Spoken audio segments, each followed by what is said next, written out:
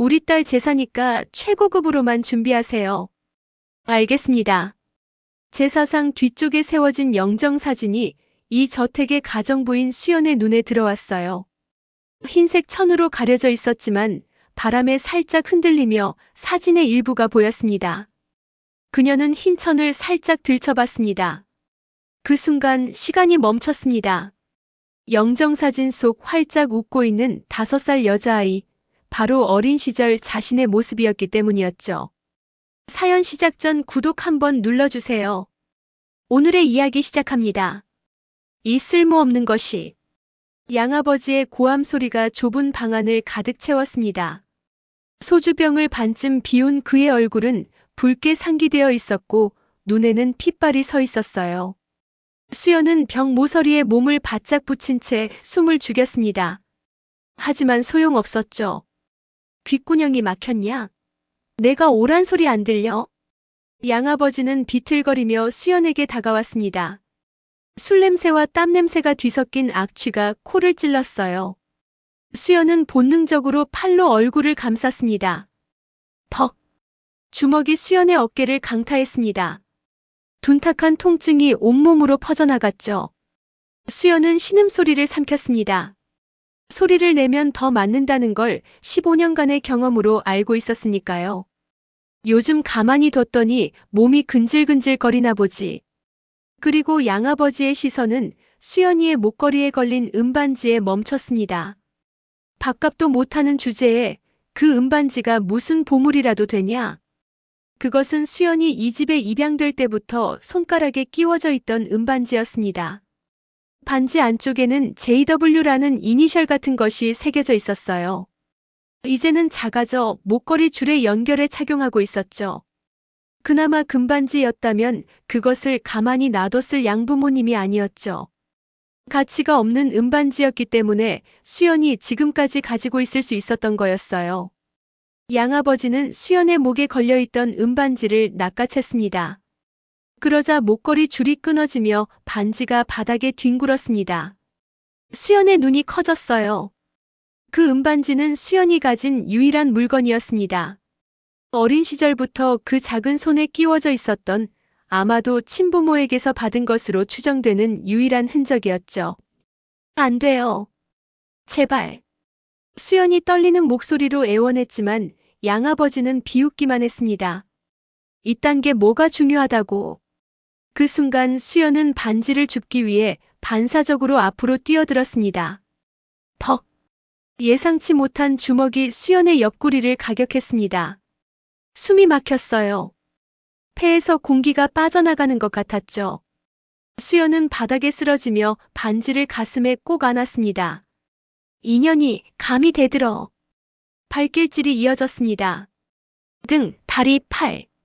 어디든 닿는 대로 양아버지의 발이 수연의 몸을 짓밟았어요.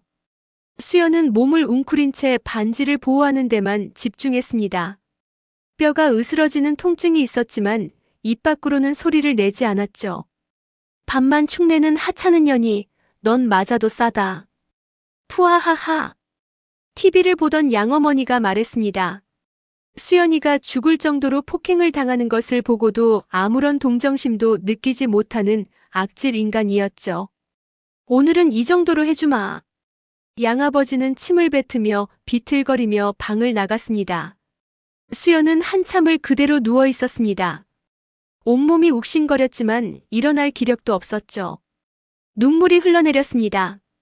소리 없이 조용히. 은반지를 가슴에 안은 채로요.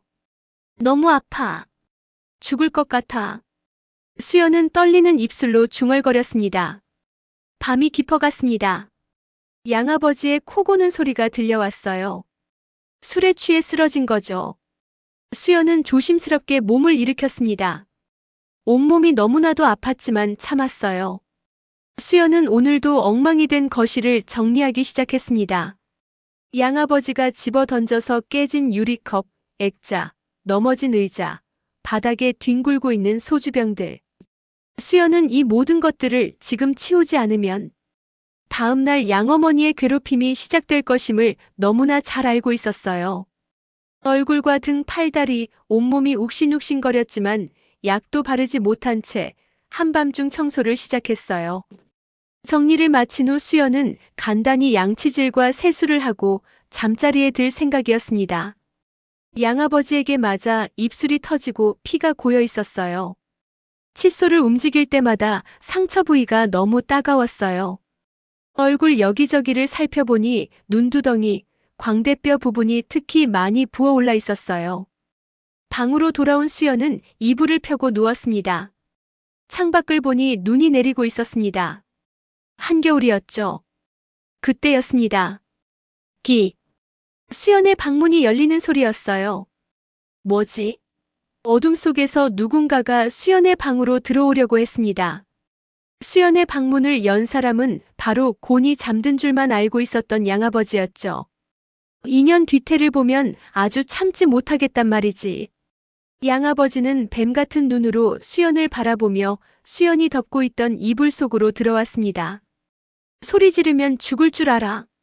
수연은 사색이 되어 소리조차 지를 수 없었습니다. 여기서 도망가지 않으면 나는 죽는다. 수연은 본능적으로 곁에 있던 핸드폰을 집어들어 양아버지의 관자놀이에 찍어버렸습니다. 으악! 술에 취한 양아버지는 왼쪽 관자놀이를 감싸주며 바닥에 쓰러졌습니다. 술을 마셔 그나마 팔다리에 힘이 없어 다행이었습니다. 너 인연 죽여버릴 거야. 관자놀이가 찢어져 피를 흘리는 양아버지를 뒤로하고 수연은 그 길로 밖으로 뛰쳐나갔어요. 차가운 바람이 온몸을 핥히었습니다. 눈발이 얼굴을 때렸어요. 하지만 이상하게도 집안의 공기보다 밖의 공기가 더 숨쉬기 편했습니다. 수연은 어둠 속을 걸었습니다. 갈 곳도 없었어요. 그저 걷고 또 걸었죠. 만일 도망치지 못했다면 끔찍한 일을 당했을 거라 생각하니 너무도 무서웠습니다. 이제 어디로 가지? 새벽의 차가운 공기 속 수연은 어느 건물의 계단에서 몸을 떨며 밤을 보냈습니다. 해가 뜨자 수연은 천천히 몸을 일으켰어요. 온몸이 얼어붙은 것 같았죠. 발은 동상에 걸린 듯 감각이 없었고 입술은 파랗게 질려 있었습니다. 어디로 가지? 돌아갈 곳은 없었어요. 그렇다고 이대로 거리를 헤맬 수도 없었죠. 수연은 무작정 비틀거리며 걷기 시작했습니다. 몇 시간을 정처 없이 걸었을까요? 수연의 발걸음은 점점 느려졌습니다. 배도 고팠고 몸도 한계에 다다르고 있었어요. 그때였습니다. 낡은 전봇대에 붙어있는 종이 한 장이 바람에 펄럭이며 수연의 시선을 사로잡았어요. 평소 같았으면 그냥 지나쳤을 텐데 이상하게 그날은 그 전단지가 유난히 눈에 들어왔습니다. 수연은 다가가 전단지를 들여다봤습니다. 대치동 저택 입주 도우미 구함. 숙식 제공. 성실한 분 우대. 심장이 쿵쾅거리기 시작했습니다. 입주 도우미. 숙식 제공. 그 단어들이 수연에게는 생명줄처럼 느껴졌어요. 대치동. 수연은 중얼거렸습니다. TV에서 본 적이 있었죠. 부자들이 사는 동네. 큰 집들과 깨끗한 거리. 자신이 살고 있는 곳과는 정반대의 세계. 떨리는 손으로 수연은 전단지를 떼어냈습니다. 종이가 찢어질까봐 조심스럽게 마치 보물을 다루듯 소중하게요. 전단지를 품에 넣은 수연은 주위를 둘러봤습니다. 전화를 해야 하는데. 하지만 수연에게는 휴대폰도 없었고 동전 한 푼 없었어요. 공중전화 부스를 찾아 한참을 헤맸습니다. 다행히 작은 슈퍼마켓 앞에 낡은 공중전화가 있었죠. 아저씨, 혹시 동전 좀 빌려주실 수 있을까요? 수연은 슈퍼 주인에게 조심스럽게 부탁했습니다. 주인은 수연의 초라한 모습을 위아래로 훑어봤어요.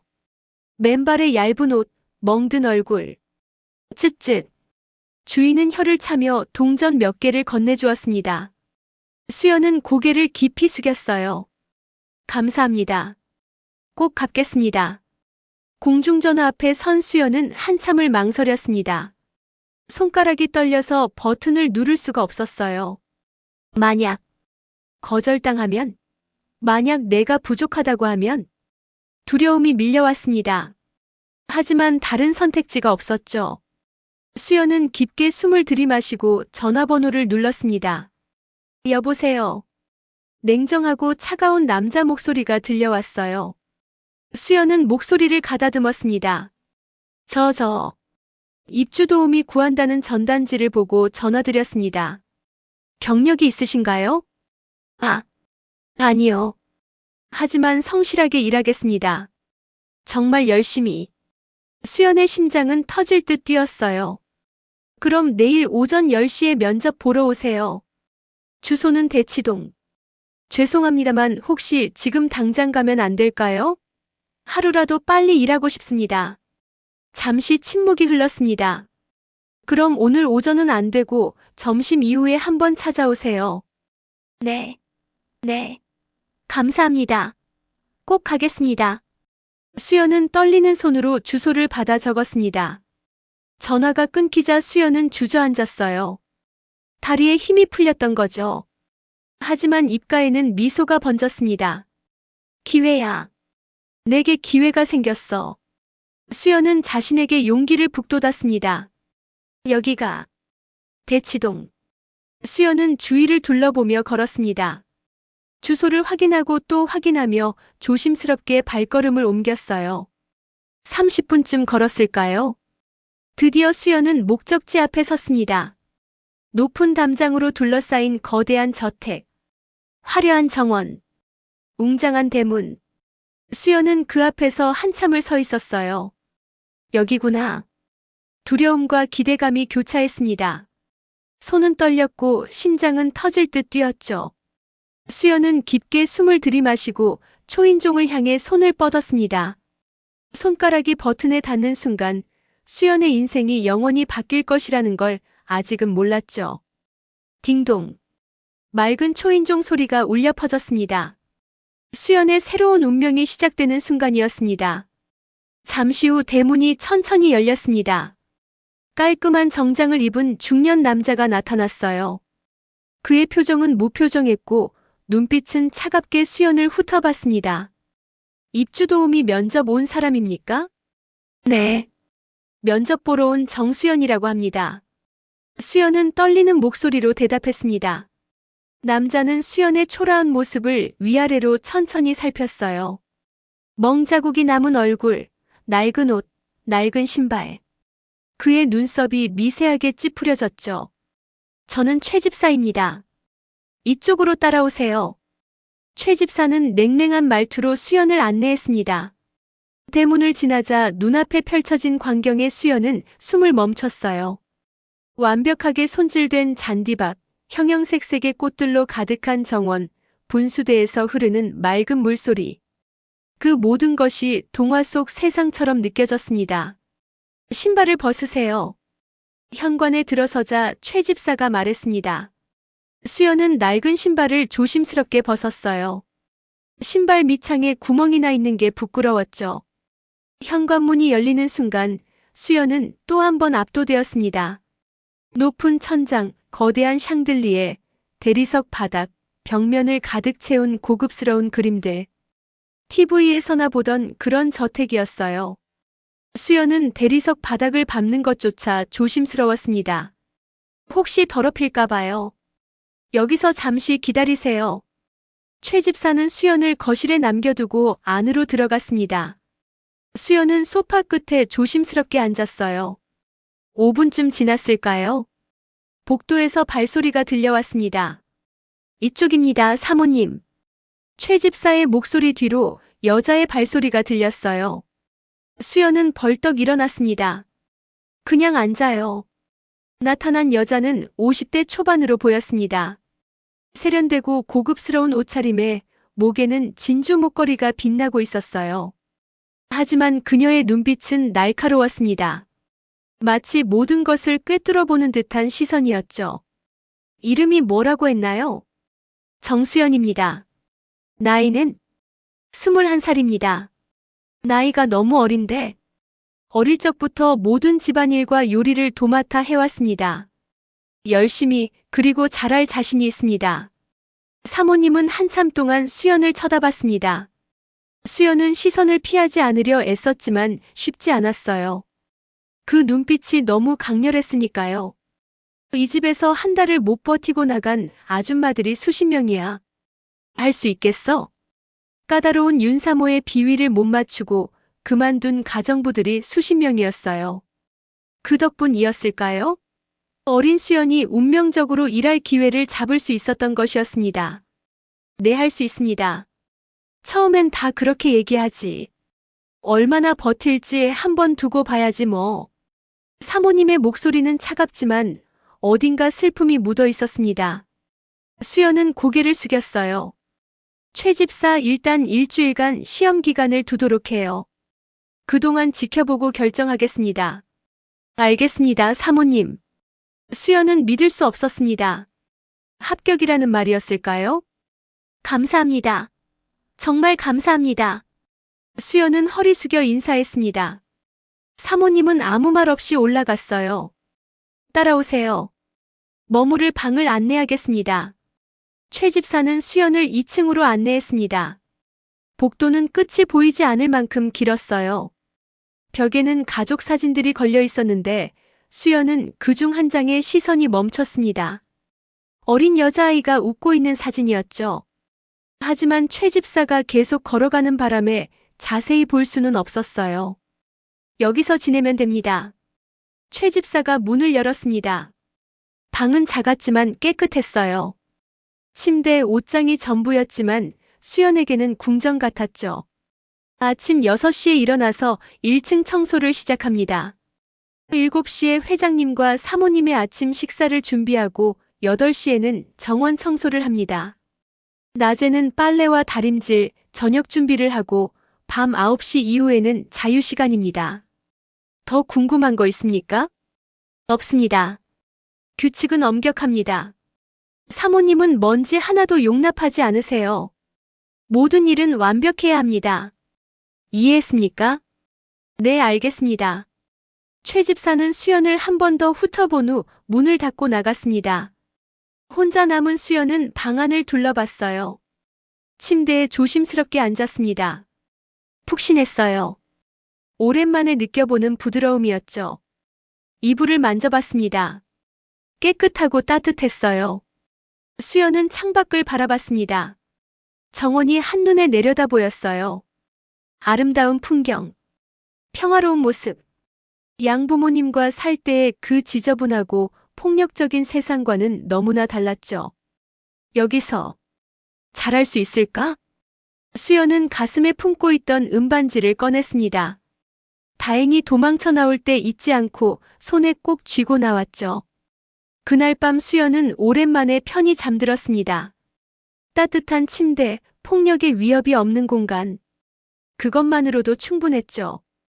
다음 날 아침 알람도 없이 수연은 새벽 5시 30분에 눈을 떴습니다. 몸에 밴 습관이었어요. 빠르게 씻고 옷을 갈아입었습니다. 6시 정각 수연은 1층으로 내려갔습니다. 청소 도구들을 찾아 청소를 시작했어요.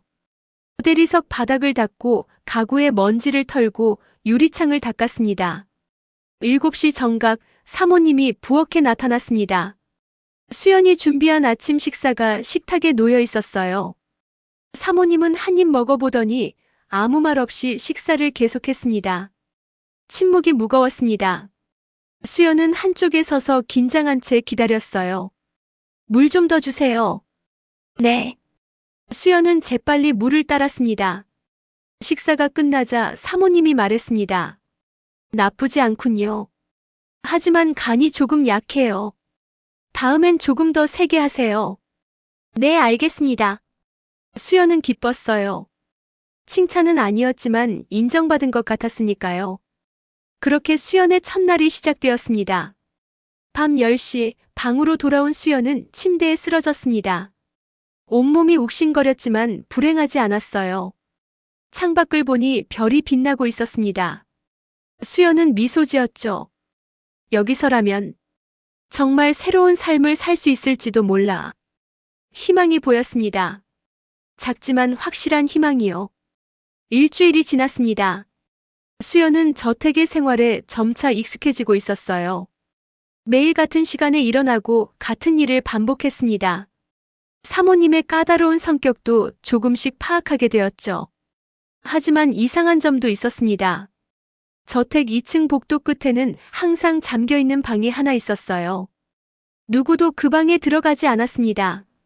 청소도 환기도 하지 않았죠. 수연은 궁금했지만 감히 물어볼 수 없었어요.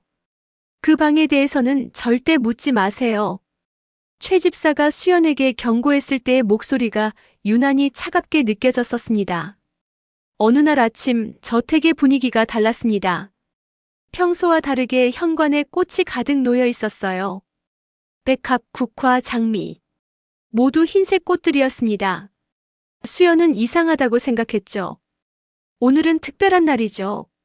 최 집사가 수연을 불렀습니다. 그의 표정은 평소보다 더 엄숙했어요. 오늘은 아가씨의 제사를 지내는 날입니다. 아가씨요? 주인 부부의 딸입니다. 15년 전에 잃어버린. 수연은 가슴이 철렁했습니다. 그래서 저택에 웃음소리가 없었던 거구나. 오늘은 행동에 특히 주의해야 합니다. 그리고 제사 준비를 해야 합니다. 사모님이 특별히 가장 고급스럽고 정성스럽게 준비하라고 지시 내리셨습니다. 수연은 고개를 끄덕였습니다. 저택 전체가 엄숙한 분위기로 바뀌었어요. 커튼이 쳐지고 음악이 멈추고 모든 것이 조용해졌습니다. 수연은 최 집사와 함께 제사상을 준비하기 시작했습니다. 넓은 거실 한쪽에 상이 차려졌어요. 흰 보자기, 향로, 촛대, 그리고 여러 음식들. 조심해서 나르세요. 하나라도 엎지르면 안 됩니다.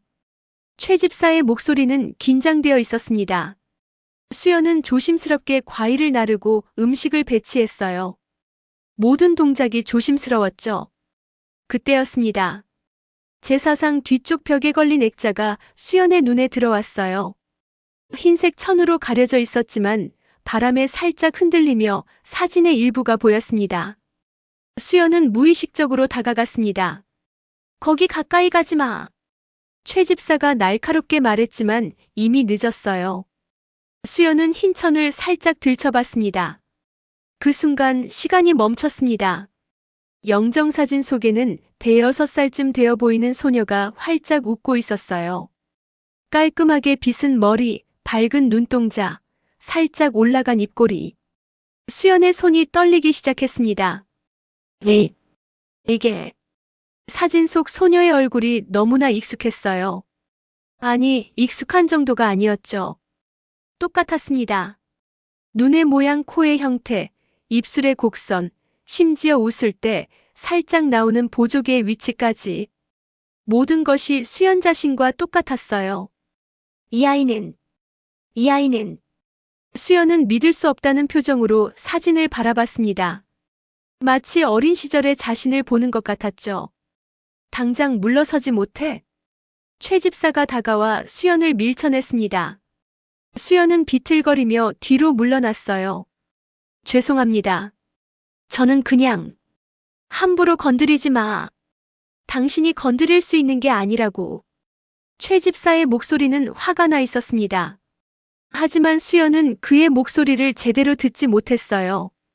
머릿속이 온통 그 사진으로 가득했으니까요. 왜 저 아이가 나와 똑같이 생긴 거지? 손이 떨렸습니다. 심장이 미친 듯이 뛰었어요. 숨이 가빠졌죠. 설마 저 아이는? 생각이 꼬리를 물고 이어졌습니다. 15년 전 자신을 주었다는 양부모의 말. 설마 내가 이 집의 딸이었던 건 아닐까? 수연은 자신도 모르게 중얼거렸습니다. 뭐라고 하셨습니까? 최 집사가 날카롭게 물었습니다. 수연은 화들짝 놀라 고개를 저었어요. 아무것도 아닙니다. 하지만 최 집사의 눈빛이 변했습니다. 의심의 눈빛이었어요. 수연을 더욱 날카롭게 관찰하는 시선이었죠. 수연은 떨리는 손으로 제사 준비를 계속했어요. 하지만 집중할 수 없었습니다. 계속 그 사진이 떠올랐거든요. 윤사모와 회장님 부부가 제사상 앞에 섰어요. 사모님의 눈은 이미 붉게 부어 있었습니다. 김 회장 또한 침통한 표정이었죠. 우리 지원이. 사모님이 흐느끼기 시작했습니다. 회장님이 사모님의 어깨를 감싸 안았어요. 여보, 진정해요. 15년이나 지났는데 아직도 이렇게 아프네요. 나도 그래요. 지원이. 수연은 자신이 간직해온 은반지 안쪽에 새겨진 이니셜을 떠올렸습니다. 이니셜 JW. 수연은 충격에 몸을 움직일 수조차 없었습니다. JW면 지원이라는 이름의 영어 이니셜 아닌가? 수연은 혼란스러웠습니다. 이 모든 것을 말해야 할까? 하지만 두려움이 앞섰습니다. 만약 말했는데 아니라면? 만약 사기꾼으로 몰린다면? 수연은 양부모 밑에서 겪었던 모든 고통을 떠올렸어요. 다시 그런 곳으로 돌아가고 싶지 않았습니다. 수연은 침묵을 선택했습니다. 제사가 끝나고 사모님은 방으로 들어가셨어요. 회장님도 서재로 향했습니다. 저택은 다시 조용해졌죠. 수연은 제사상을 정리하기 시작했습니다. 음식을 치우고 그릇을 닦고 상을 닦았어요. 하지만 계속 그 영정사진이 신경 쓰였습니다. 주위를 둘러봤습니다. 아무도 없었어요. 수연은 조심스럽게 사진에 다가갔습니다. 흰 천을 다시 들춰보고 사진을 자세히 봤어요. 정말 나랑 똑같아. 저분들이 내 아버지와 어머니. 그렇다면 난 왜 양부모 밑에서 자랐을까? 무슨 일이 있었던 걸까? 의문은 꼬리에 꼬리를 물었습니다. 수연은 등에 손을 가져다 댔어요. 거기에는 특이한 모양의 점이 있었습니다. 북두칠성 모양처럼 7개의 점이 나란히 있었죠. 이 점. 혹시 이게 증거가 될 수 있을까? 그날 새벽이 밝아올 때까지 수연은 잠들지 못했어요. 머릿속은 복잡했고 마음은 혼란스러웠습니다. 한편 저택의 다른 곳에서는 최 집사도 잠들지 못하고 있었습니다. 혹시 저 여자가?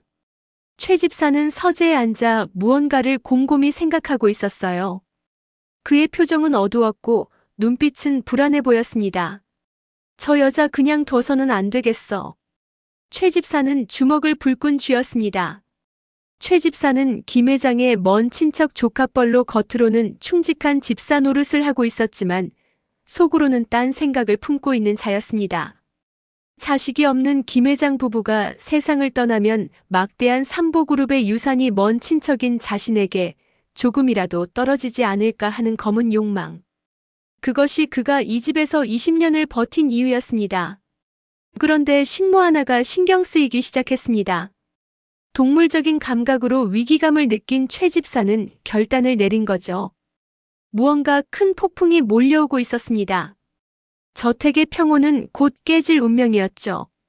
그때부터 최 집사는 사소한 것 하나하나에 트집을 잡았어요. 평소보다 훨씬 더 까다롭게 굴었죠. 수연은 그의 눈빛이 자신을 관찰하고 있다는 걸 느낄 수 있었습니다. 왜 저렇게 나를 예의주시하는 걸까? 어느 날 수연이 잠시 장을 보러 나간 사이였습니다. 최 집사는 주위를 살피며 수연이 머무는 작은 방으로 향했습니다. 좁은 방을 살펴보니 살림살이라고는 낡은 이불과 옷 몇 가지가 전부였습니다. 최 집사는 거침없이 장롱을 뒤지기 시작했습니다. 옷가지들을 바닥에 내팽개치고 이불을 들쳤습니다. 그러다 장롱 바닥에 빼꼼히 삐져나온 신문지를 발견했습니다. 이건가? 꺼내보니 무언가를 신문지로 꽁꽁 싸맨 것이었습니다. 신문지를 벗기자 끊어진 목걸이 줄과 은반지가 나왔습니다. 최 집사의 눈이 번뜩였습니다. 이게 뭐야? 은반지. 그는 은반지를 자세히 보았습니다. 이리저리 은반지를 돌려보던 중 안쪽 부분에 새겨진 영어 이니셜 JW를 발견했습니다. 그 순간 최 집사의 머릿속에 번개 같은 기억이 스쳤습니다. 15년 전 지원이 실종되던 날 온 집안이 발칵 뒤집혔을 때 윤사모가 실신하며 외쳤던 말이 있었습니다. 우리 지원이 은반지 끼고 있었는데 그 반지에 우리 지원이 영어 이니셜도 새겨져 있는데 최 집사는 손을 부들부들 떨었습니다. 설마 진짜 살아있었어? 이 여자가 15년 전 죽은 줄 알았던 김지원이라고. 최 집사는 등골이 서늘해졌습니다. 만약 수연이 친딸임이 밝혀지면 자신은 낙동강 오리알 신세가 되는 건 물론이고 그동안 회장 몰래 빼돌렸던 공금 횡령 사실까지 들통나 감옥에 갈지도 몰랐습니다. 절대 무슨 일이 있어도 저 여자가 친딸이라는 것이 밝혀지면 안 되었습니다. 하늘이 나를 돕는구만. 최 실장은 음흉한 웃음을 지었습니다. 그는 그 은반지를 제자리에 두는 대신 자신의 호주머니 속에 깊숙이 찔러 넣었습니다. 증거를 없애버리는 것이었습니다. 그리고 그의 머릿속에서 악랄한 계획이 세워졌습니다. 유전자 검사를 할 틈도 없이 회장님이 의심할 겨를도 없이 수연을 내쫓을 방법, 가장 확실하고 더러운 누명을 씌우는 것이었습니다. 다음 날 최 집사는 수연에게 특별한 임무를 주었어요. 오늘은 사모님의 방을 청소하세요. 사모님께서 외출하셨으니까요. 사모님 방을요? 그렇습니다. 먼지 한 톨 없이 깨끗이 닦아야 합니다. 알겠습니다. 수연은 사모님의 방으로 갔습니다. 늘 청소를 하는 방이었지만 오늘따라 넓고 화려하게 보였어요. 우아한 가구들, 고급스러운 커튼, 그리고 화장대 위에 아름다운 보석함. 수연은 조심스럽게 청소를 시작했습니다. 보석함 주변도 깨끗하게 닦았어요. 하지만 보석함 안을 들여다보지는 않았습니다. 함부로 건드릴 수 없다는 걸 알았으니까요. 청소를 마치고 나오려던 순간 최 집사가 다가왔습니다. 다 끝났습니까? 네, 깨끗하게 청소했습니다. 수고했습니다. 이제 주방으로 가세요. 수연은 고개를 숙이고 주방으로 향했습니다. 하지만 수연이 떠나자마자 최 집사는 다시 사모님의 방으로 들어갔어요. 주위를 살피더니 보석함을 열었습니다. 반짝이는 다이아몬드 목걸이, 에메랄드 반지, 루비 귀걸이. 사모님이 가장 아끼는 보석들이었죠. 최 집사는 그 중에서도 가장 값비싼 다이아몬드 목걸이를 꺼냈습니다. 손에 들자 무게감이 느껴졌어요. 최소 수천만 원은 될 것 같았죠. 이걸로 충분하겠군. 최 집사는 차가운 미소를 지었습니다. 그는 조용히 복도로 나와 수연의 방으로 향했어요. 다행히 수연은 주방에서 일하고 있었습니다. 최 집사는 재빨리 수연의 방문을 열었어요.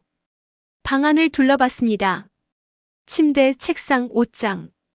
최 집사는 옷장을 열고 수연의 옷 사이에 목걸이를 숨겼습니다. 깊숙이 쉽게 발견되지 않지만 찾으면 금방 나올 위치였죠. 완벽해. 최 집사는 만족스러운 표정으로 방을 나왔습니다. 몇 시간이 지났습니다. 사모님의 비명이 저택을 울렸어요. 김 회장과 최 집사가 황급히 달려왔습니다. 무슨 일이야, 여보?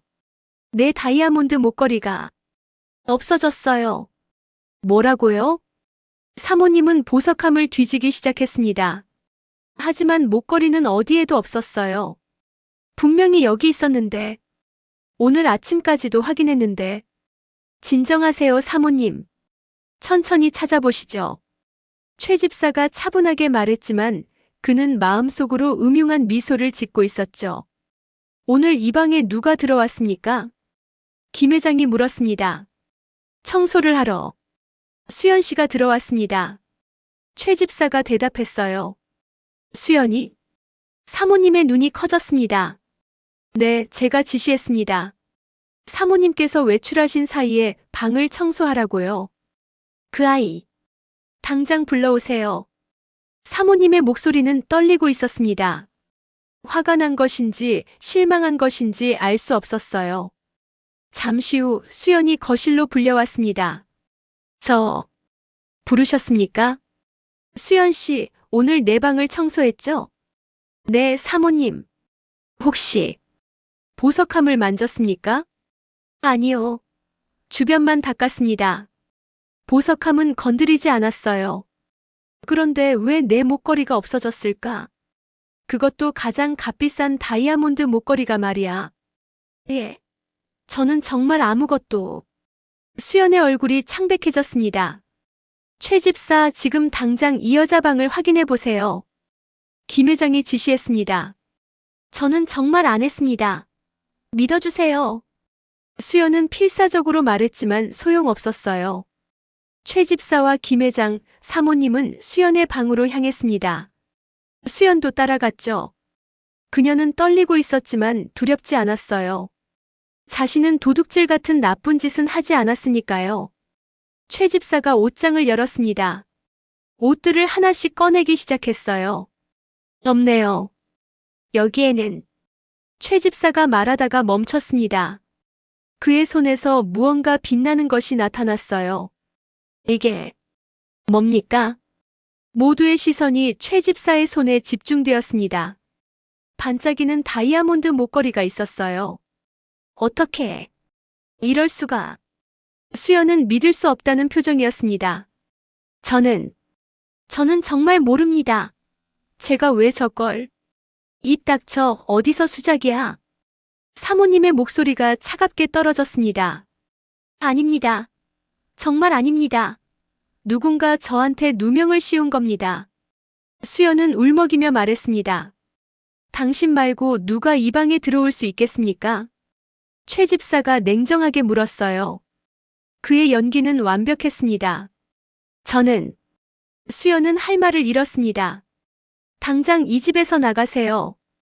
경찰에 신고하기 전에. 김 회장이 단호하게 말했습니다. 제발, 한 번만 기회를. 나가라고 했습니다. 김 회장의 고함에 수연은 주저앉았어요. 눈물이 쏟아졌습니다. 억울합니다. 정말 억울해요. 하지만 아무도 수연의 말을 믿지 않았습니다. 증거는 명확했으니까요. 한편 최 집사는 내심 만족스러워하고 있었습니다. 후후, 이제 저 아이는 끝이야. 이 집에서 쫓겨날 것이고 진실을 밝힐 기회도 없을 거야. 하지만 최 집사는 몰랐습니다. 자신의 계획이 곧 무너질 운명이라는 것을요. 폭풍의 전야였습니다. 짐 싸요. 당장.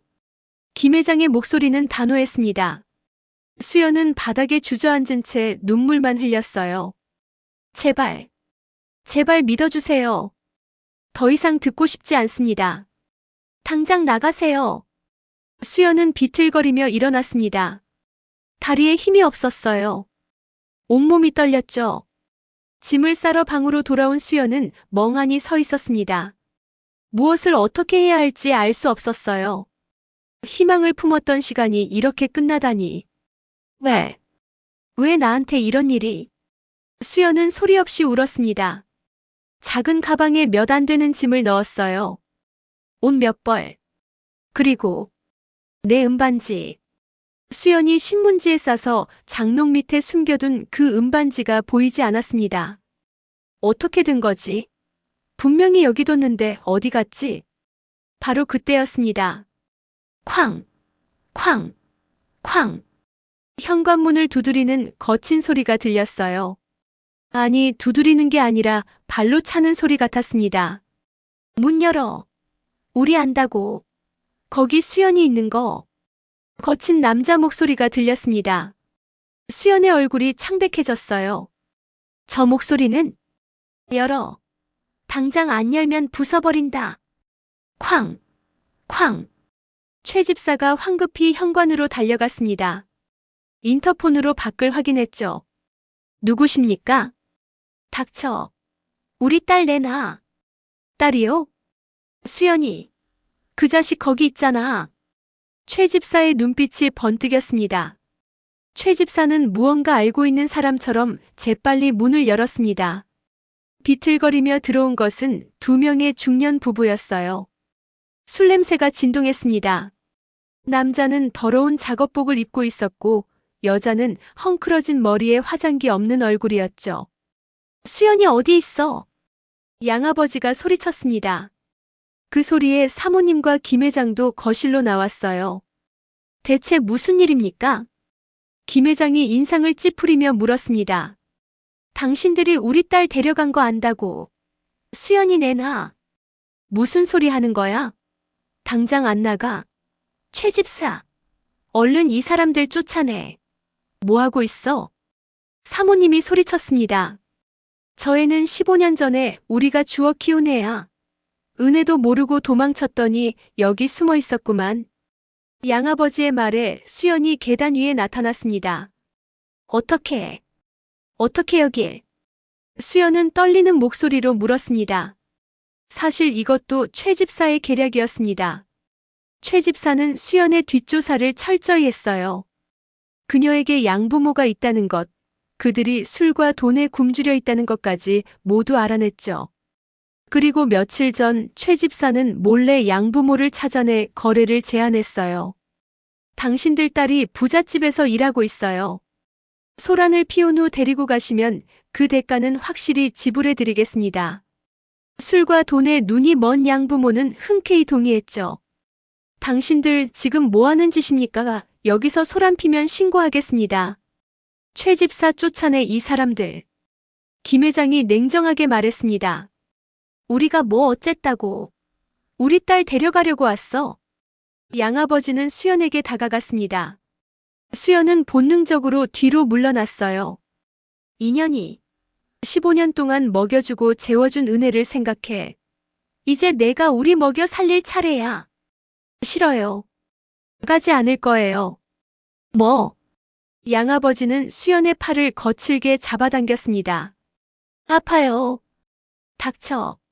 넌 우리 거야. 짝. 양아버지의 손이 수연의 뺨을 때렸습니다. 수연은 비틀거렸어요. 당장 멈추시오. 김 회장이 소리쳤습니다. 왜? 우리 딸인데 우리가 때리면 어때? 양어머니도 거들었습니다.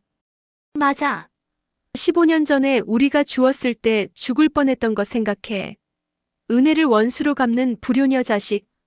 바로 그 순간이었습니다. 15년 전. 이라고 했습니까? 윤사모의 목소리가 떨리고 있었어요. 그녀는 양부모를 똑바로 쳐다봤습니다.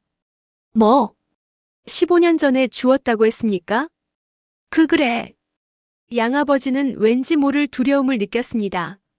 사모님의 눈빛이 너무 강렬했어요. 어디서 주었습니까? 어디서? 사모님의 목소리가 커졌습니다. 김 회장도 긴장한 표정으로 양부모를 쳐다봤어요. 그게 마을 근처 공원에서 15년 전 몇 월입니까? 3월. 아니 4월쯤이었나? 사모님의 얼굴이 새하얗게 변했습니다. 다리가 휘청거렸고 김 회장이 재빨리 사모님을 붙잡았어요. 여보 설마. 김 회장의 목소리도 떨리고 있었습니다. 우리 지원이를 잃어버린 게 15년 전 4월 5일이었어요. 양아버지와 양어머니는 왜 분위기가 이상해지는지 몰라 어리둥절했습니다. 그래서 뭐? 그게 무슨? 그 아이가 몇 살처럼 보였습니까? 그 당시에요. 사모님이 다급하게 물었습니다. 한 5, 6살쯤? 그때 양아버지가 수연의 옷을 거칠게 잡아당겼습니다. 가자. 집으로 돌아가면 넌 뒤지게 맞을 각오해. 얼마나 세게 잡아당겼던지 수연의 셔츠가 찢어졌습니다. 등이 드러났어요. 그 순간 모두의 시선이 수연의 등에 고정되었습니다. 사모님이 비명을 질렀습니다. 수연의 등 왼쪽 어깨 아래쪽에는 7개의 점이 북두칠성 모양으로 나란히 찍혀 있었어요. 사모님은 벌떡 일어나 수연에게 달려갔습니다. 떨리는 손으로 수연의 등을 만졌어요. 이 점. 복두칠성 모양의 점. 사모님의 목소리는 떨리고 있었습니다. 우리 지원이 점인데 이건. 김 회장도 다가와 수연의 등을 확인했습니다. 윤사모의 뇌리에 15년 전 그날의 기억이 스쳐 지나갔습니다. 윤사모는 수연이를 씻겨줄 때면 언제나 등에 있던 북두칠성 모양의 점을 어루만지며 북두칠성 같은 어른이 되라고 말하곤 했습니다. 윤사모는 때때로 우리 지원이는 잃어버려도 금방 찾을 수 있겠네. 등에 이렇게 북두칠성 모양의 점이 있는 사람은 우리 지원이밖에 없을 거니까. 라고 말하곤 했습니다. 하지만 햇살 좋은 어느 봄날 가족끼리 놀이공원에 놀러 갔다가 추러스 가게에서 추러스를 사고 계산을 하는 사이 딸을 정말 잃어버리게 될 줄은 상상도 못했었죠. 그 세월이 벌써 15년이 되었습니다. 윤사모는 계단을 굴러떨어지듯 뛰어내려왔습니다. 신발도 신지 않은 맨발이었습니다. 멈춰. 당장 멈추란 말이야. 윤사모의 고함 소리에 최 집사와 양부모들은 멈칫했습니다. 그녀는 미친 사람처럼 달려들었습니다. 그리고 수연의 멱살을 잡고 있는 양아버지의 손을 미친 듯이 핥히고 때려 떼어냈습니다. 이 더러운 손 치워. 내 아이한테 손대지 마. 아니 사모님 왜 이러십니까? 이 여자는 도둑년이라니까요. 그가 황당해하며 소리쳤지만 윤사모는 들리지 않는 듯 수연을 감싸 안았습니다. 그리고 떨리는 손으로 수연의 찢어진 옷자락을 걷어내고 그녀의 등을 얼루만졌습니다. 그녀는 수연의 얼굴을 두 손으로 감싸쥐고 눈물 범벅이 된 눈으로 뚫어지게 바라보았습니다. 너 너였니? 네가 지원이었어? 내 새끼였어? 수연은 영문을 몰라 멍하니 윤사모를 바라보았습니다. 방금 전까지 자신을 도둑년이라며 매몰차게 내치던 사모님이 왜 갑자기 자신의 등을 만지며 우는 것일까? 사모님 왜 그러세요? 엄마가 미안해. 어릴 때부터 가지고 있던 이 북두칠성 모양의 점. 그런데 이 사모님이 그걸 어떻게 알고 있는 걸까요? 그 순간 김 회장도 사태를 파악하고 다가왔습니다. 그는 윤사모가 어루만지는 북두칠성점을 보고는 그 자리에서 얼어붙었습니다. 여보, 저 북두칠성 모양으로 된 점. 맞아요. 맞아요. 여보, 우리 지원이에요. 이거 봐요. 윤사모가 피를 토하듯 외쳤습니다. 김 회장의 다리가 휘청거렸습니다. 그는 바닥에 주저앉아 멍들고 찢어진 옷을 입고 벌벌 떨고 있는 수연을 바라보았습니다. 자신의 딸을 자신의 집 도우미로 부리며 구박하고 도둑 누명까지 씌워 쫓아내려 했다니. 이게 무슨. 그때 상황이 묘하게 돌아가는 것을 눈치챈 양아버지가 누나를 굴리며 깐죽거렸습니다. 아니 회장님 부부께서 단체로 노망이 나셨나? 이 여자가 딸이라니요? 이것은 사기꾼이에요. 몸에 점 하나 있다고 재벌집 딸이면 대한민국의 등에 점 있는 사람은 다 회장님 자식입니까? 정신 차리세요. 인연은 아니라니까요. 양아버지가 다시 수연의 팔을 낚아채려 했습니다. 손대지 마라. 김 회장의 목소리였습니다. 그리고는 김 회장은 어딘가로 전화를 걸었습니다. 안 박사 나일세. 지금 당장 우리 집으로 유전자 검사팀 지원 부탁하네. 수연은 멍하니 모든 상황을 지켜보았습니다.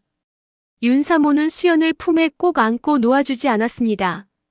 그녀의 눈물과 따뜻한 체온이 수연의 찢어진 옷 사이로 스며들었습니다. 난생 처음 느껴보는 엄마의 품이었습니다.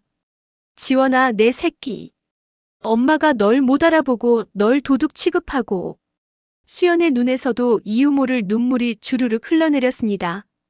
이 품이 왜 이렇게 익숙한지, 왜 이렇게 사무치게 그리운지 알 것 같았습니다. 자신의 몸에 새겨진 이 점이 단순한 점이 아니라 핏줄을 이어주는 실과 같은 것이었다는 것을. 폭풍 우치는 밤, 거짓과 진실이 뒤엉킨 거실 한복판에서 15년 만에 멈췄던 운명의 시계 바늘이 다시 돌아가기 시작했습니다. 저택의 거실은 태풍이 지나간 듯 고요했지만 그 공기는 납덩이처럼 무거웠습니다. 양부모들은 경호원들에 의해 지하실 창고로 끌려가 처박혔고 최 집사는 도망가지 못하도록 거실 구석에 감시를 받으며 무릎 꿇려 있었습니다. 드디어 의료진과 유전자 분석팀이 긴급 호출을 받고 도착했습니다. 거실 한가운데 수연은 윤사모가 덮어준 밍크쇼를 두르고 소파에 앉아 있었습니다. 의료진이 수연의 입안을 면봉으로 문지르고 김 회장과 윤사모의 구강세포를 채취하는 동안 수연은 자신이 꿈을 꾸고 있는 것만 같았습니다. 이 거대한 저택 대한민국 최고의 재벌 회장님. 그리고 나를 보며 하염없이 눈물 흘리는 사모님. 정말일까? 내가 이분들의 딸일까? 만약 검사 결과가 아니라고 나오면 그때는 어떡하지? 수연은 두려웠습니다. 차라리 지금 도망치는 게 낫지 않을까 하는 생각이 들 정도로 심장이 터질 듯 뛰었습니다. 검사 결과는 급행으로 진행됩니다. 4시간 뒤면 나옵니다. 의료진이 샘플을 들고 떠나자 다시 침묵이 찾아왔습니다. 윤사모는 수연의 손을 잡았습니다. 검사 따위 필요 없어. 난 알아. 네가 내 딸 지원이라는 걸 엄마는 알아. 윤사모가 수연의 멍든 손등을 어루만지며 속삭였습니다. 김 회장은 말없이 창밖을 응시하고 있었습니다. 유리창에 비친 그의 얼굴은 15년 전 딸을 잃어버린 그날처럼 일그러져 있었습니다. 제발 신이시여. 제발 이번만은. 시간은 잔인할 만큼 더디게 흘렀습니다. 최 집사는 구석에서 바들바들 떨고 있었습니다. 만약 친자임이 밝혀지면 수연을 누명을 씌운 자신의 죄가 드러나는 건 시간 문제였기 때문입니다. 제발 아니라고 나와라. 그냥 닮은 사람이라고 나와라. 최 집사는 속으로 악마 같은 기도를 올렸습니다. 저택의 초인종이 울렸습니다. 딩동. 모두의 시선이 현관으로 쏠렸습니다. 김 회장이 벌떡 일어났습니다. 병원에서 보낸 퀵서비스 기사가 서류 봉투 하나를 건네고 사라졌습니다. 그 안에 수연의 운명, 아니 이 자리에 있는 모든 사람의 운명이 들어 있었습니다. 김 회장은 떨리는 손으로 봉투를 받아들었습니다. 손이 너무 심하게 떨려 봉투를 뜯지 못할 정도였습니다. 여보, 당신이 봐요. 난 무서워서 못 보겠어. 윤사모가 수연을 껴안으며 고개를 돌렸습니다. 김 회장은 마른 침을 삼키고 봉투 입구를 찢었습니다. 종이 찢는 소리가 천둥 소리처럼 크게 들렸습니다. 김 회장은 봉투 안에서 용지 2장을 꺼냈습니다. 그의 눈동자가 서류 위를 바쁘게 훑어 내려갔습니다. 복잡한 유전자 그래프와 수치들. 그리고 맨 마지막 장 하단에 적힌 굵은 글씨. 김 회장의 시선이 그곳에 멈췄습니다. 정적. 숨막히는 정적이 1초, 2초, 3초 흘렀습니다. 갑자기 김 회장의 어깨가 들썩이기 시작했습니다. 종이를 쥔 손이 구겨질 듯 힘이 들어갔습니다. 그의 입에서 짐승이 울부짖는 듯한 신음이 터져 나왔습니다. 여보, 왜 그래요? 아닌 거예요? 윤사모가 비틀거리며 일어나 남편에게 다가갔습니다. 수연도 숨을 멈추고 김 회장을 바라보았습니다. 김 회장은 대답 대신 종이를 들어 아내와 수연에게 보여주었습니다. 눈물로 얼룩진 시야 속으로 선명한 글자가 들어왔습니다. 친자 관계가 성립합니다. 일치율 99.9%. 윤사모는 외마디 비명을 지르며 그 자리에 실신하듯 주저앉았습니다. 수연은 멍하니 그 숫자를 바라보았습니다. 99.9%. 세상 그 무엇보다 확실한 숫자. 자신이 버려진 아이가 아니라 잃어버린 아이였다는 증명. 자신에게도 부모가, 그것도 나를 애타게 찾던 부모가 있다는 사실. 지원아. 김 회장이 수연을 끌어안았습니다. 평생을 점잖고 냉철하게 살아온 그가 체면이고 뭐고 다 내팽개치고 어린아이처럼 엉엉 울었습니다. 내 새끼, 내 딸 지원아. 애비가 죽일 놈이다. 바로 코앞에 두고 내 집 부엌에서 일하게 하고 도둑 누명까지 씌우고. 내가 눈이 멀었어. 내가 죽일 놈이야. 김 회장의 뜨거운 눈물이 수연의 목덜미를 적셨습니다. 윤사모도 기어와 수연의 다리를 부여잡고 통곡했습니다.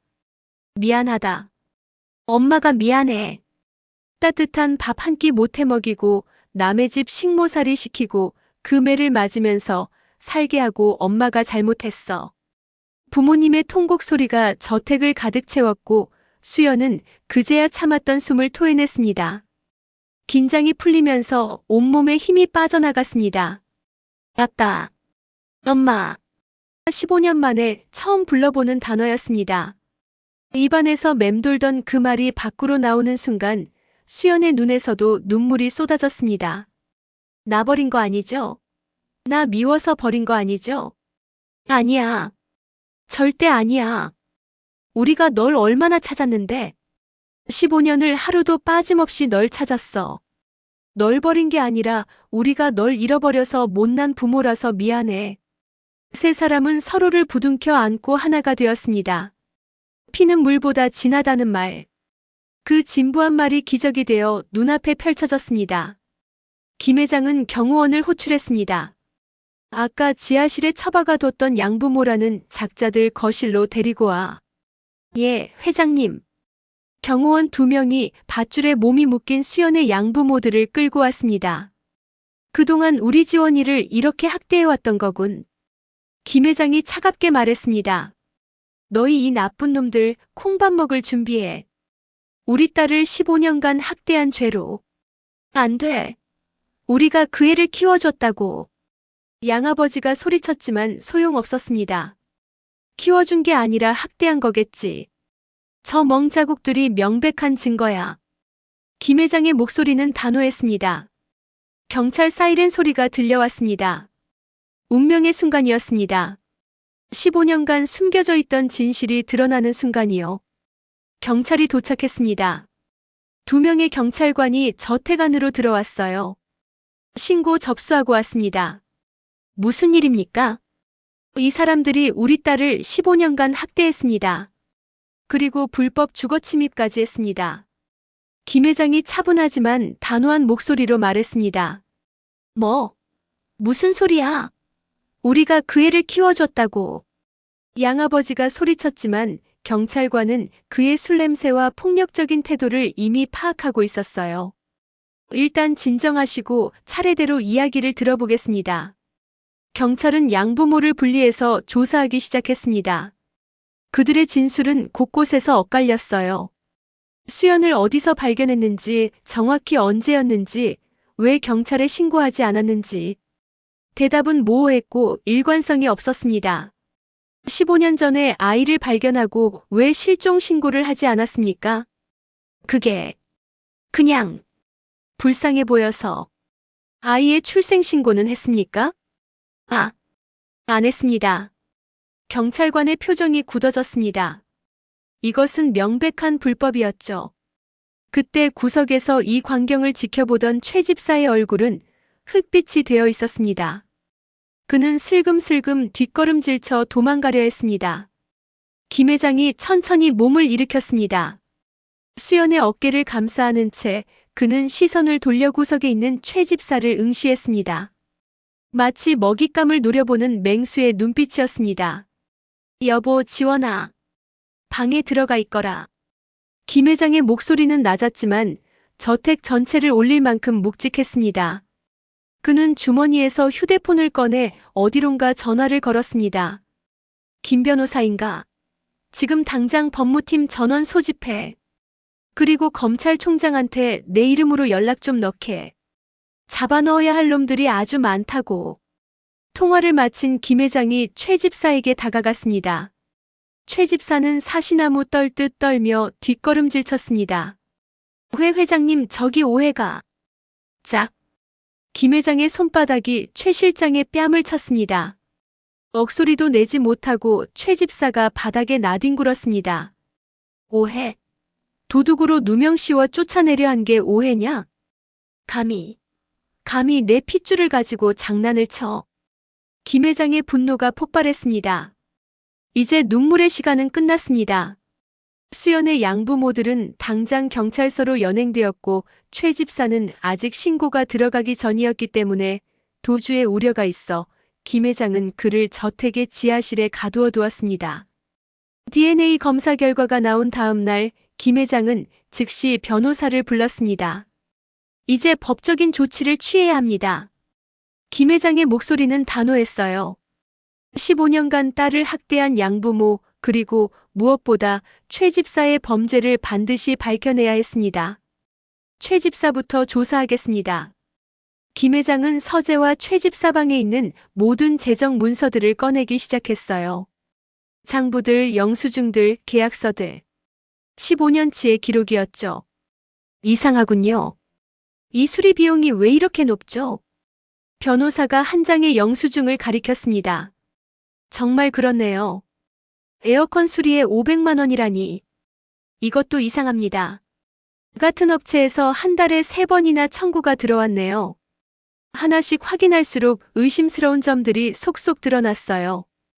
부풀려진 비용, 존재하지 않는 업체들, 가짜 영수증들. 이건 명백한 횡령입니다. 변호사의 얼굴이 굳어졌습니다. 매달 평균 300만 원에서 500만 원씩 빼돌렸네요. 15년이면 총액이 얼마입니까? 대략 계산해도 6억 원이 넘습니다. 그리고 이 문자 기록을 보세요. 변호사는 휴대폰 기록을 보여줬습니다. 양부모와 주고받은 메시지입니다. 소란을 피워서 그 애를 쫓아내라. 2천만 원 주겠다, 이런 내용이네요. 뭐라고요? 김 회장의 얼굴이 굳어졌습니다. 최 집사가 의도적으로 양부모를 집안으로 불러들인 겁니다. 왜 그런 짓을? 아마도 따님이 진짜 딸일 가능성을 눈치채고 그 사실이 밝혀지는 걸 막으려 했던 것 같습니다. 변호사의 설명을 듣고 김 회장은 주먹을 불끈 쥐었습니다. 그리고 훔친 보석을 수연 양, 아니 지원 양의 장롱에 숨긴 것도 최 집사의 소행으로 확인되었습니다. 증거가 있습니까? 방 안 CCTV는 없지만 복도 CCTV에 최 집사가 지원 양의 방에 들어가는 모습이 찍혀 있습니다. 당시 지원 양은 주방에 있었고요. 모든 퍼즐이 맞춰지고 있었습니다. 한 달 후 법정에 섰습니다. 피고인 최민수는 15년간 고용주의 재산 총 6억 3천만 원을 횡령한 혐의로 기소되었습니다. 검사가 기소장을 낭독했습니다. 또한 피해자 정수연을 도둑으로 몰아 명예를 훼손하고 증거를 조작한 혐의, 그리고 증거인멸을 시도한 혐의가 있습니다. 재판장은 엄숙한 표정으로 최 집사를 내려다봤어요. 피고인 할 말이 있습니까? 최 집사는 고개를 숙인 채 대답하지 않았습니다. 증거가 명백합니다. 피고인의 노트북 은행 거래 기록, CCTV 영상, 그리고 문자 메시지까지 모든 것이 피고인의 범행을 가리키고 있습니다. 방청석에는 지원이 부모님과 함께 앉아 있었어요. 지원은 최 집사를 바라봤습니다. 분노보다는 슬픔이 느껴졌죠. 이 사람도 욕심 때문에 인생을 망친 거구나. 피고인에게 징역 7년을 선고합니다. 재판장의 법봉을 치는 소리가 울렸습니다. 쾅! 최 집사는 고개를 떨구었습니다. 모든 것이 끝났어요. 양부모의 재판도 이어졌습니다. 피고인 정철수, 이순자는 미성년자 정수연을 15년간 불법으로 양육하며 지속적으로 학대한 혐의로 기소되었습니다. 신체적 폭력, 정신적 학대, 그리고 아동복지법 위반.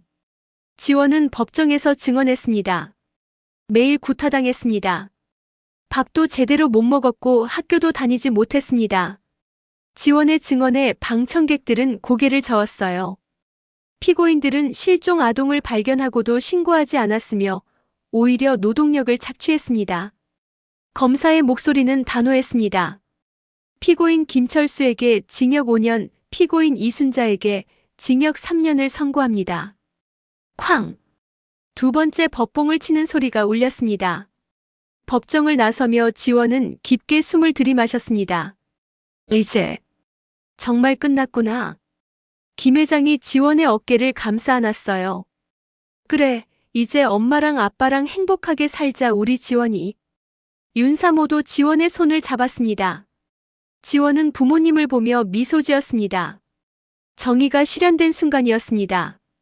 그리고 진짜 삶이 시작되는 순간이기도 했죠. 모든 사건이 마무리되고 수연은 정식으로 친부모님의 곁에 머물기 시작했습니다. 더 이상 도우미가 아닌 딸로서 말이죠. 처음에는 어색했어요. 15년이라는 시간의 공백을 어떻게 채워야 할지 막막했습니다. 하지만 부모님의 따뜻한 사랑과 배려 덕분에 수연은 조금씩 적응해 나갔어요. 아침마다 함께 식사하고 저녁에는 거실에 모여 이야기를 나눴습니다. 잃어버린 시간들을 조금씩 채워나가는 중이었죠. 부모님은 수연이 하고 싶은 것, 배우고 싶은 것들을 물어봤습니다. 내가 원하는 게 뭐든 다 할 수 있어. 수연은 처음으로 자신의 꿈에 대해 생각해 볼 수 있었어요. 대치동 저택의 정원에서 세 식구가 함께 차를 마시는 평온한 오후가 찾아왔습니다. 따뜻한 햇살이 수연의 얼굴을 비췄죠. 수연은 미소 지으며 생각했습니다. 이제 진짜 내 인생이 시작되는 거야. 고통스러웠던 과거는 이제 기억 속으로 사라지고 수연에게는 사랑하는 가족과 함께하는 따뜻한 일상이 찾아왔습니다. 행복한 회복의 시간이었어요. 오늘의 이야기는 여기까지입니다. 끝까지 시청해주신 여러분 복 받으세요.